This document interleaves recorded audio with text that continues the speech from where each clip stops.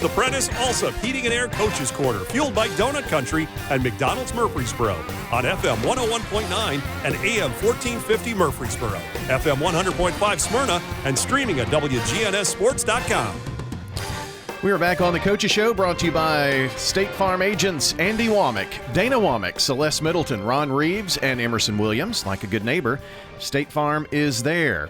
Barry Wortman joins us this morning. We're going to talk some Blackman boys basketball. You're a Ron Reeves fan.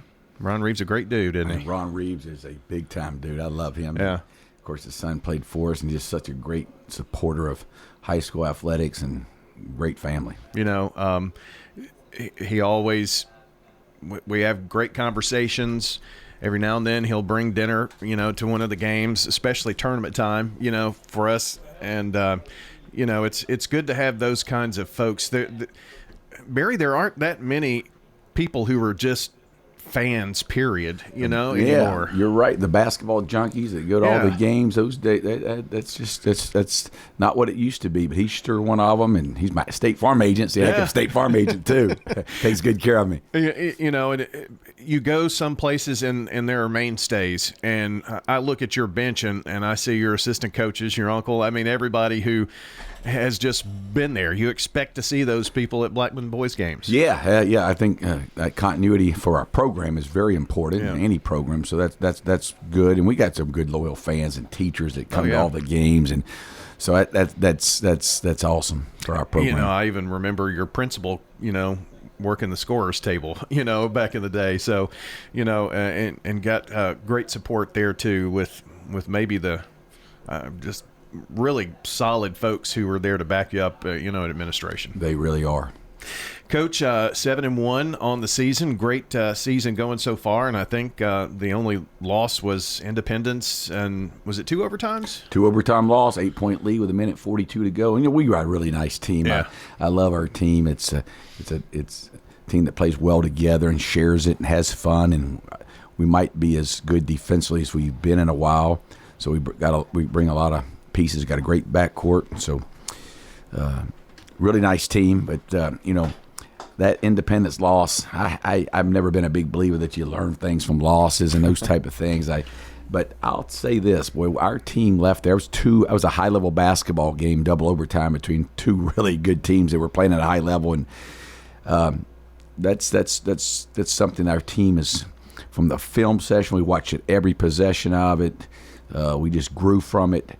And I think there's a lot of take from that game that's grown our team. So I've learned something a little bit. I just hate those games. They stick with me. I think about them forever. But that one's maybe because it's so early. I've been able to grow from it, and we never ever want to accept losing. But that was a double overtime loss. I think it's in a ways made us identify some things that we needed to do, time and score, and coming out of timeout possessions. A lot of things. But it's been a great year, 7-1, like you said, and guys are playing well, playing with spirit, playing with joy, having fun. The walkthroughs are enjoyable. Everything's enjoyable. And, of course, winning is fun. But more than that, our team is just it's sort of back, from we had a decade of just great chemistry and togetherness and something bigger than basketball, and the leadership of Christian Johnson and Garrison Eady and all the guys has made this a lot of fun. And, of course, I got 2 head coaches that are former head coaches that are really on our staff. We don't have a head coach. We just have a coaching staff, and Isaiah Phillips and Kurt Bell that's just made this it's a really, really fun place to be when you walk on the practice floor each day. Yeah, Kurt's been there with you for a long, long time. And, of course, I was around when Isaiah was playing, So and it's good to see the solid staff you've got there.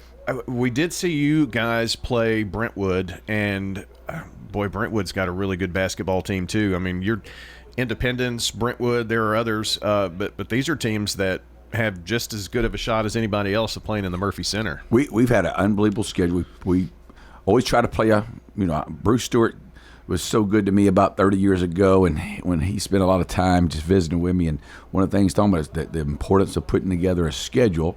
The schedule's got to fit your talent level, and there's a lot of things that go in, I think, to a good schedule. We knew we would be good, but you still got to be smart about it. And but the schedule we put together it could spook you a little bit because you could play well and be 1-7 instead of 7-1.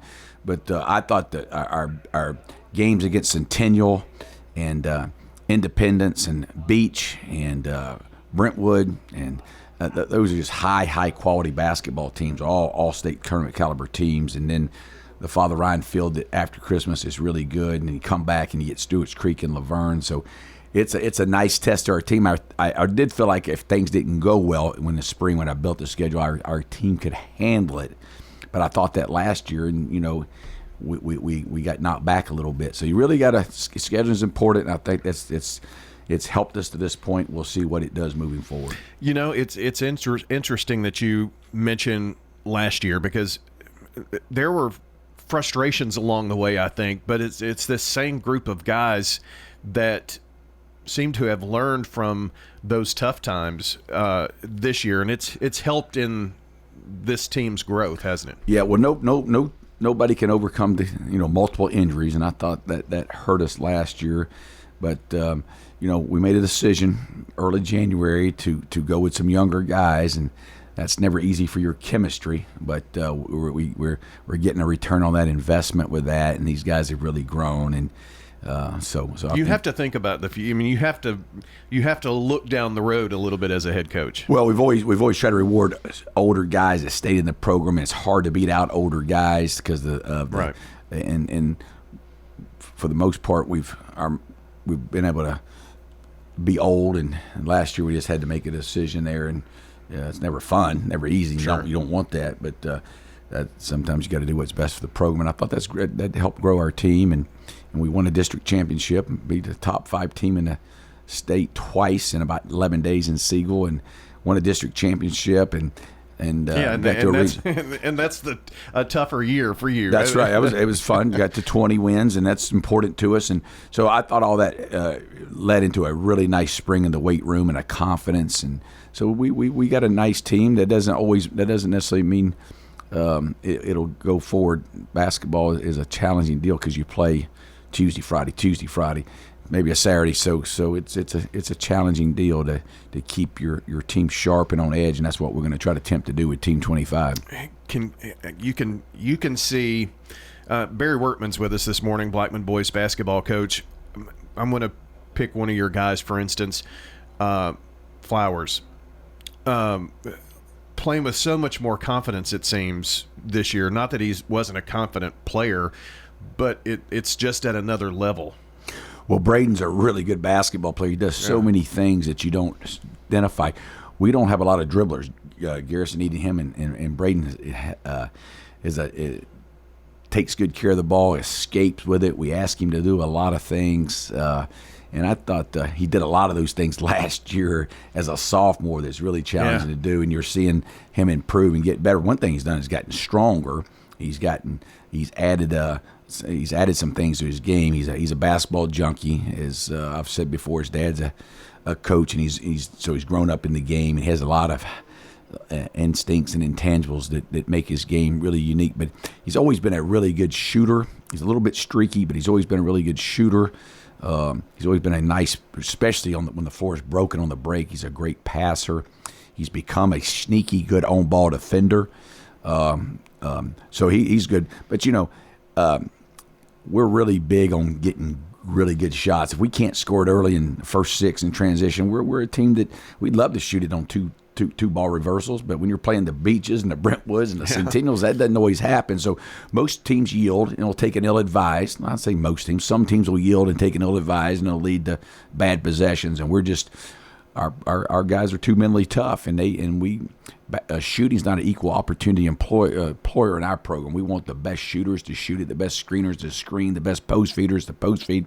So we expect Braden to take and make shots, and 8 of 9 yesterday was awesome. But if you'll watch him, boy, he let the game come to him. It was out of offense, and he had a really nice play at the end of the quarter. He created space off a flat ball screen and made a big shot. But for the most part, boy, he got a one more from Michael Bass. He got a nice somebody was heavy helping on our high-low, and Christian hit him in a corner for a rhythm 3, and he got Garrison Edie, got him a couple first 6s in early offense out of a broken floor when he got to the ran the floor. So he just got him the right way. And when he does that, he also makes our post guys be able to catch it with less double and help. So all those things work together. He's a really nice player. And, I mean, him and Coach Bill have a really unique relationship.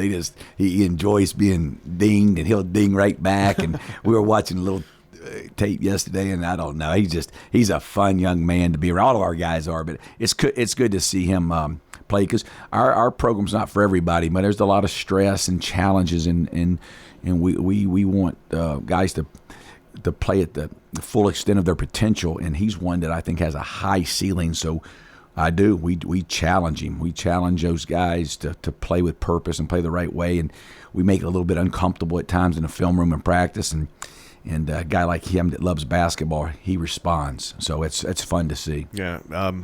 Tell me a little bit about the schedule. I guess the Outback Classic is going on. Outback has been so good to our basketball program, and Sean and those guys at Outback, they've just been so supportive of our basketball. It gives us a chance to play at home. Gives our chance our parents this time of year to be close. So Sean and all those guys, man, get out there and see them.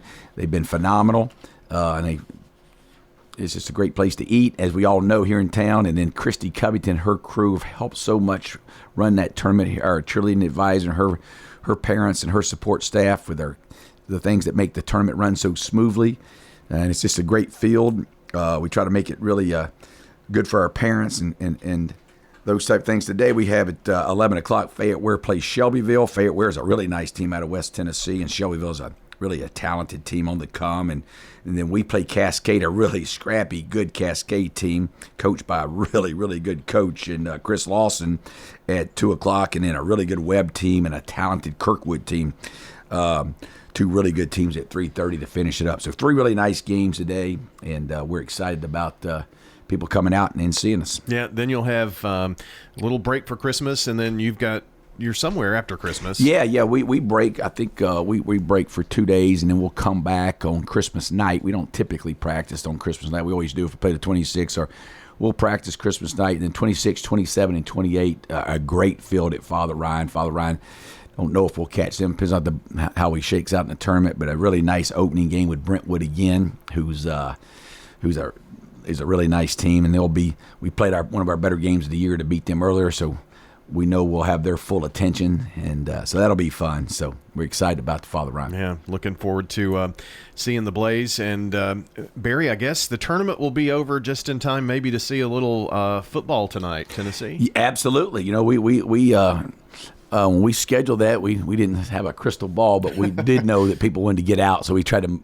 make Saturday an earlier deal, and last game will start at 3:30. Should be out about 5 o'clock. So we'll have a full opportunity for people to come out. I'm a Buckeye. Grew up outside of Columbus, so got a bunch of people coming over tonight. A lot of Tennessee fans and some Buckeye fans. So we're excited about the game. That's the only thing I don't like about you, Barry. No, just kidding.